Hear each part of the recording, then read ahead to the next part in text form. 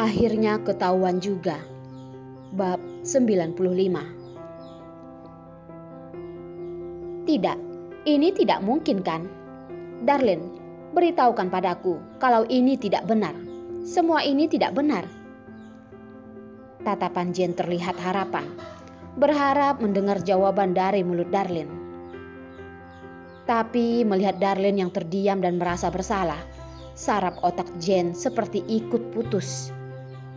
Jane mengepalkan tangan, berjalan menghampiri Darlene, dengan tidak ragu menamparnya. Plak! Terdengar suara yang garing. Darlene memalingkan kepala, rambut panjang menutupi bekas darah di mulutnya. Sebenarnya dia bisa menghindar, tapi dia tidak bisa menghadapi rasa bersalahnya. Setiap malam, dia berulang kali bermimpi dan terbangun. Walaupun pagi hari saat dia sadar, dia juga akan terus merasa tegang. Akhirnya, ketahuan juga. Ini pun membuatnya merasa sedikit senang. Bagus sekali. Dia tidak perlu melewati hari-hari yang penuh dengan rasa takut lagi. Orang-orang pun terkejut. Tidak tahu siapa yang bersorak. Tatapan semua orang pun melihat ke sana. Cepat lihat, darah. Di lantai ada darah. Oh Tuhan, benar-benar keji. Wanita baik-baik, kenapa menjadi orang ketiga? Dan ada orang yang sengaja mengompori. Zaman sekarang ini, wanita yang terlihat baik, bahkan lebih keji. Benar-benar menjijikkan. Mary yang melihat keadaan ini bahkan merasa tidak cukup. Lanjut membakar dan berkata, Jane, kamu juga tidak perlu terlalu marah. Orang sekeji ini pasti sangat pintar berpura-pura. Mungkin kamu berpisah dengan kakak senior Yos juga karena dirinya. Jane yang mendengar ucapan Mary, tatapannya pun menjadi dingin, lalu berkata, Pantesan saja, pantesan aku merasa aneh. Kenapa setiap kali aku menanyakan masalah Yos padamu, kamu selalu begitu tersendak-sendak? Kenapa aku sudah menanyakan beberapa kali padamu mengenai nomor telepon temannya, kamu selalu mengulurnya? Darlene, aku benar-benar tidak menduga kamu adalah wanita yang begitu keji. Jane melihat Darlene yang hanya diam dan tidak berkata pun semakin marah. Dia bahkan berharap bisa langsung mengoyak topeng wajahnya yang berpura-pura baik itu.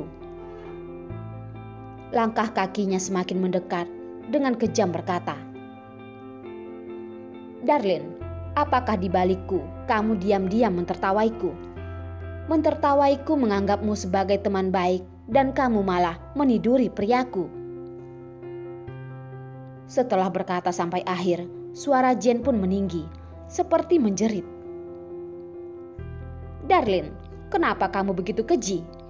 Kalau kamu benar-benar kekurangan pria, kamu bisa pergi membeli di klub. Kenapa harus merebut priaku?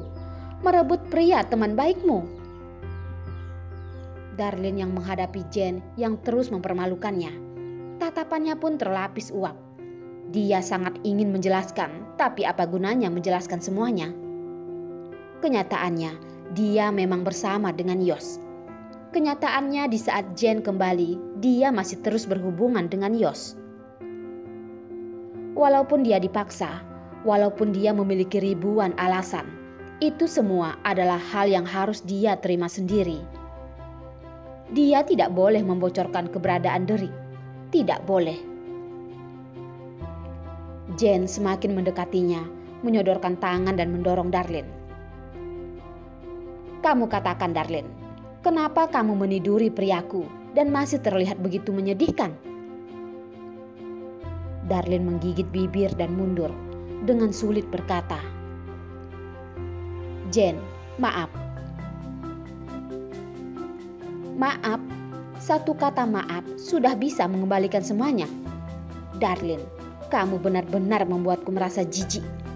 Kenapa kamu melakukan ini padaku? Apa salahku padamu? Kamu jelas-jelas mengatakan tidak akan merebut Yos denganku. Sebenarnya kenapa? Jane berkata dan juga menangis. Dia membencinya, sangat membencinya. Kalau awalnya Darlin mengatakan padanya, dia mungkin akan sangat marah. Tapi tidak akan seperti sekarang ini. Dari awal sama akhir dia terus dibohongi, dianggap seperti orang bodoh, dan mengatakan semua masalah Yos padanya. Dipermalukan, dihianati, semua perasaan mengelilinginya. Saat ini dia bahkan ingin membunuh wanita di hadapannya ini. Jane, Darlin yang melihat Jane menangis pun semakin sedih. Dia juga tidak ingin berjalan sampai saat ini. Tapi siapa yang memberikannya kesempatan untuk memilih? Diam. Mendengar namaku dari mulutmu membuatku merasa sangat jijik. Jane dengan marah menarik rambut Darlin, menendang lututnya. Darlin yang kesakitan langsung berlutut di lantai. Plastik di tangannya pun terjatuh di lantai. Beberapa gaun mahal juga ikut terjatuh. Suara di samping pun menjadi semakin kuat. Orang yang jalan-jalan kebanyakan adalah wanita. Awalnya mendengar kata orang ketiga adalah hal yang sensitif. Saat melihat Darlin tidak melawan, semakin mengakui rasa bersalahnya. Ada orang yang bahkan ingin memijaknya. Kata yang kejam pun terdengar. Teman baik keluar negeri malah merebut pria orang lain. Benar-benar tidak tahu malu. Wanita ini seharusnya masuk ke neraka lantai 18. Mati juga tidak cukup. Terlihat seperti wanita yang baik ya. Ternyata adalah seorang pelacur. Tangan Darlin yang gemetar menahan di lantai. Hatinya tidak berhenti menjerit. Bukan begitu. Kenyataannya bukan begitu. Dia tidak menjadi orang ketiga. Dia bukanlah orang ketiga. Semua penjelasan dan rasa sakit semuanya sudah sampai di ujung mulutnya. Tapi saat wajah polos dan imut muncul di otaknya, Darlin pun menelan semuanya kembali. Tidak boleh mengatakannya. Darlin tidak boleh mengatakannya. Plak, plak, plak. Suara tamparan terdengar. Bisa melihat betapa kuatnya tamparan itu. Tapi dia sepertinya merasa tidak cukup. Terhadap semua rasa sakit yang dia alami, ini sama sekali tidak cukup. Jane seperti menggila menarik rambut Darlin. Kedua tangan tidak berhenti melambaikan di wajah dan tubuh Darlin. Walaupun telapak tangannya sudah kebas, dia tetap tidak ingin berhenti.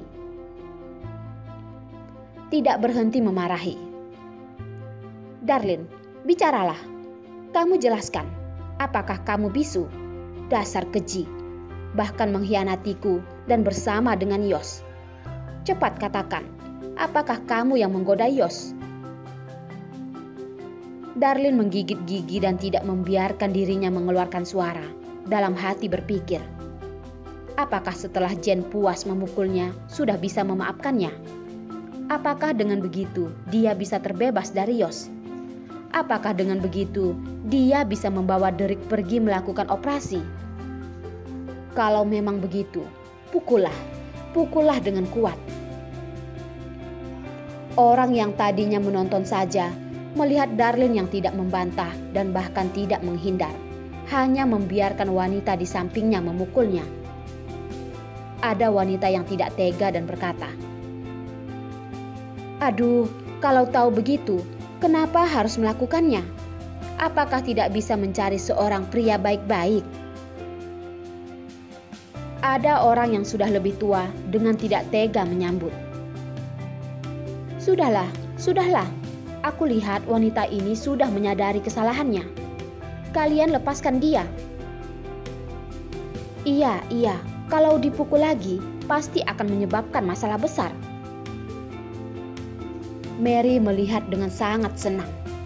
Mendengar orang di samping berkata dengan mengerikan melototi mereka dan berkata,